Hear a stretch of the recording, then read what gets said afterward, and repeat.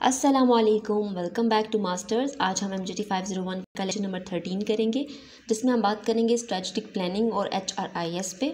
HRIS human resource information system है। तो human resource information system काफ़ी इंपॉर्टेंट है, इसकी डेफिनेशन अक्सर में पेपर में आ जाती है। तो सबसे पहले हम देख लेते हैं कि स्ट्रेटजिक प्लानिंग क्या होती है, कैसा प्रोसेस है। इसको हमने पिछले लेक्चर में भी डिस्कस कर लिया था।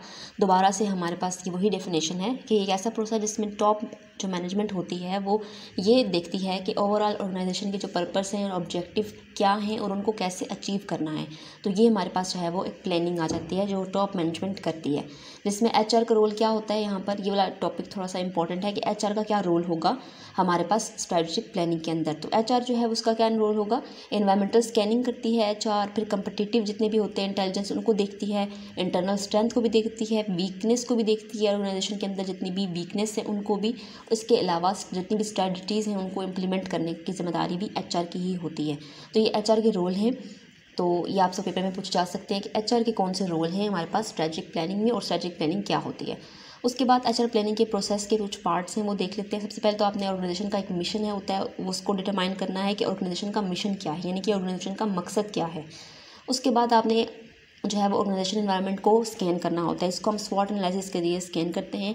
स्वॉट एनालिसिस आपने पहले भी पढ़ा होगा कुछ MGTs में, जिसमें S stand for strength, weakness, opportunity and threats. So organisation की स्ट्रेंथ क्या है, ऑर्गेनाइजेशन की वीकनेस क्या है, फिर ऑर्गेनाइजेशन को कौन कौन सी अपॉर्चुनिटीज़ मिल रही हैं और थ्रेट कौन कौन से हैं। ये सारी चीज़ें जो है वो इन्वायरमेंटल स्कैनिंग में होती हैं, जो HR के रोल है ये, ठीक है, HR मैनेजर ही करता है।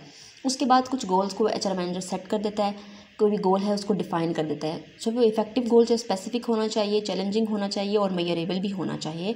तो यहाँ पर हमें एक इफेक्टिव गोल की 3 कैरेक्टरिस्टिक्स बताई हुई हैं।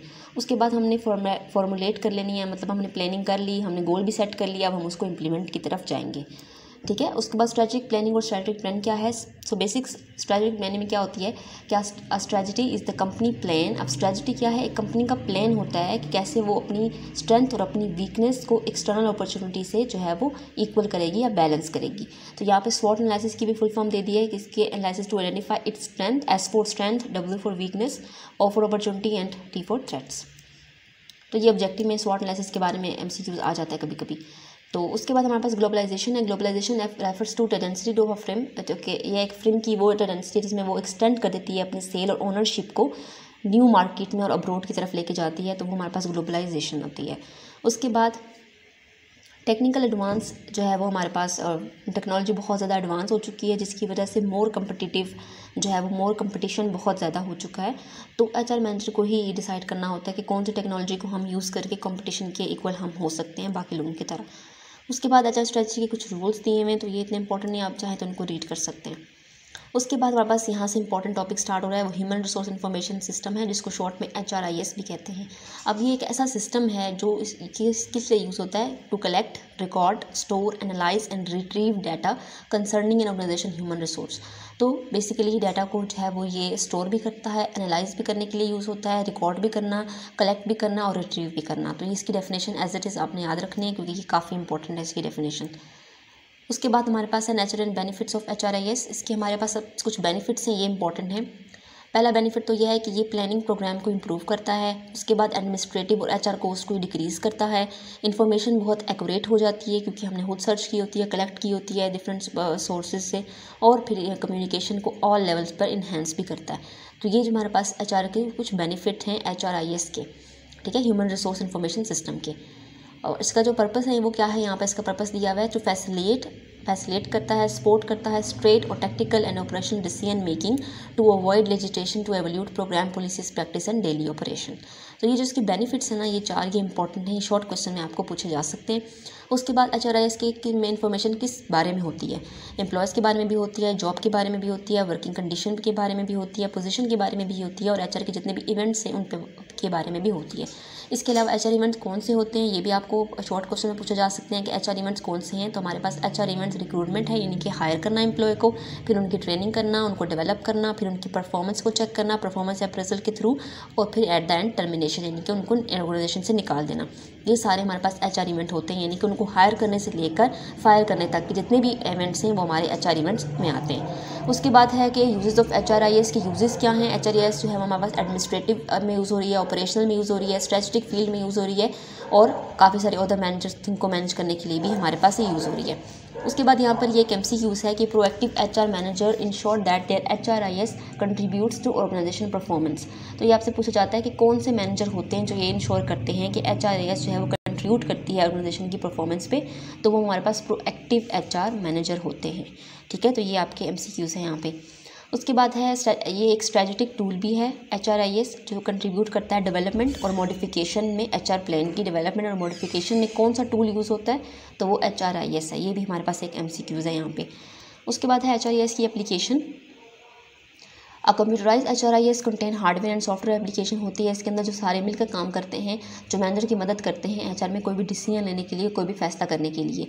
और इसके अंदर जितने भी एम्प्लॉयज़ इन्फॉर्मेशन है, एप्लीकेंट ट्रैकिंग है, स्किल इन्वेंट्री है, पे रोल है, बेनिफिट एडमिनिस्ट्रेशन है, ये सारे पॉइंट्स हमारे पास HRIS एप्लीकेशन के अंदर आते हैं।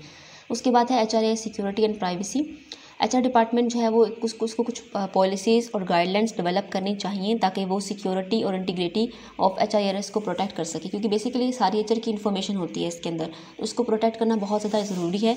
तो ऐसे HR डिपार्टमेंट को चाहिए कि वो ऐसी पॉलिसीज़ और गाइडलाइन डेवलप करें जिसकी वजह से जो एम्प्लॉय की इन्फॉर्मेशन होती है वो प्राइवेट हो और किसी भी रॉन्ग हैंड्स में ना जाए, और वो सारी इन्फॉर्मेशन जो HRIS के अंदर रखी जाती है और उसको प्राइवेट भी रखना जो है वो HR डिपार्टमेंट की जिम्मेदारी है। तो सिक्योरिटी और प्राइवेसी को मेंटेन करने के लिए जो है वो HRIS का रिकॉर्ड को जो है कंपनी को ऐसे लोगों को देना चाहिए जो इसका मतलब कि काबिल भरोसा हों। उसके बाद है HRIS का पर्पस क्या है। सो पर्पस ऑफ HRIS देख लेते हैं। इसका जो पर्पस है वो बेसिकली कलेक्टिंग, एनालाइजिंग, इंटरप्रेटिंग और रिपोर्टिंग एम्प्लॉय इन्फॉर्मेशन है। ठीक है, एम्प्लॉय की इन्फॉर्मेशन को कलेक्ट करना, उसको एनालाइज करना, उसको इंटरप्रेट करना और रिपोर्ट करना, वो सारी बेसिकली इसका पर्पस है। तो ये भी इंपॉर्टेंट है, आपसे MCQs में पूछा जा सकता है और शॉर्ट में पूछा जा सकता है कि जो है वो जो है प्राइमरी जो पर्पस है या प्राइमरी यूज़ जो है वो क्या है HRIS का। उसके बाद इसकी कुछ कॉमन फंक्शन है यहाँ पर, ये काफ़ी सारे दिए हुए हैं, तो ये भी शॉर्ट और लॉन्ग में आपको आ सकता है। तो आपने यहाँ से कुछ 4-5 फंक्शन जो है वो याद रखने। सबसे पहले तो है कि job analysis information can be replaced in HRIS में। जॉब एनालिसिस की जितनी भी इन्फॉर्मेशन है उसको हम HRIS में रख सकते हैं। प्रोग्राम जो है वो जॉब डिस्क्रिप्शन का और जॉब स्पेसिफिकेशन का वो भी राइट किया जा सकता है। इसके बाद रिकॉर्ड्स को मेंटेन करना, एप्लीकेशन को रिजेक्ट करना, मनी को सेव कर सकता है। वुमेन और माइनॉरिटीज़ जो है वो बिल्कुल भी अफेक्ट ना करें, इसको भी ये देख लेता है। उसके बाद हायरिंग और रिक्रूटमेंट को भी ट्रैक करता है। तो ये सारे जो है वो काफ़ी सारे हमारे कॉमन इसकी जो इन्फॉर्मेशन है जितनी इसके अंदर कलेक्ट होती है यहाँ पर सारी लिखी हुई है। आपने यहाँ से कोई 5-6-7 पॉइंट याद रखने, ताकि अगर पेपर में आपको 5 नंबर का आए तो 5 पॉइंट्स आप लिख सकें, और अगर शॉर्ट में आए तो आप 3 पॉइंट्स आराम से लिख सकें। ठीक है, उसके बाद हमारे पास लास्ट टॉपिक है कि इसका HRIS का जो है वो MIS से क्या रिलेशन है। तो HRIS हमारे पास ह्यूमन रिसोर्स इंफॉर्मेशन सिस्टम है और MIS हमारे पास मैनेजमेंट इंफॉर्मेशन सिस्टम है। तो इन्फॉर्मेशन जो है वो किसी भी एक हेल्दी एफिशिएंट बिजनेस मैनेजमेंट की एक बैकबोन होती है। सो इन्फॉर्मेशन मैनेजमेंट जो है वो ये कंफर्म करती है कि वेल डिफाइंड प्रिंसिपल जो है वो एप्रोप्रिएट सॉफ्टवेयर पर रन हो रहे हैं या नहीं हो रहे ऑर्गेनाइजेशन के अंदर, उसको हम मैनेजमेंट इंफॉर्मेशन सिस्टम कहते हैं कि सारी इन्फॉर्मेशन को वो मैनेज कर रहा होता है। इन्फॉर्मेशन मैनेजमेंट सिस्टम जो है वो इंटायर सेट ऑफ सिस्टम और activities required to manage process and use information as organisation. और MIS जो मैनेजमेंट होती है वो कंप्यूटर बेस होती है। तो ये भी MCQs में आता है कि कौन सी जो है वो कंप्यूटर बेस सिस्टम है, तो वो हमारे पास MIS है।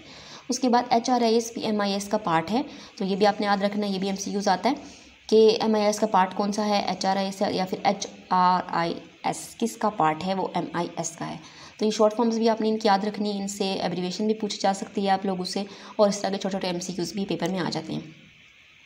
उसके बाद की पॉइंट्स भी हैं यहाँ पर। अगर आपको कोई डेफिनेशन ऊपर समझ नहीं आती तो की पॉइंट्स में इजी करके लिखी होती है, आप वहाँ से भी देख सकते हैं। तो बेसिक जो पर्पस था हमारे पास इस लेक्चर का वो एक स्ट्रेटेजिक प्लानिंग पे था, जिसमें हमने देखा कि टॉप मैनेजमेंट जो है वो डिटरमाइन करती है कि ओवरऑल ऑर्गेनाइजेशन के जो पर्पस ऑब्जेक्टिव हैं वो क्या हैं और वो अचीव हो रहे हैं या नहीं हो रहे हैं, उनको कैसे अचीव करना है, वो सारे इस प्लानिंग में आ जाती है।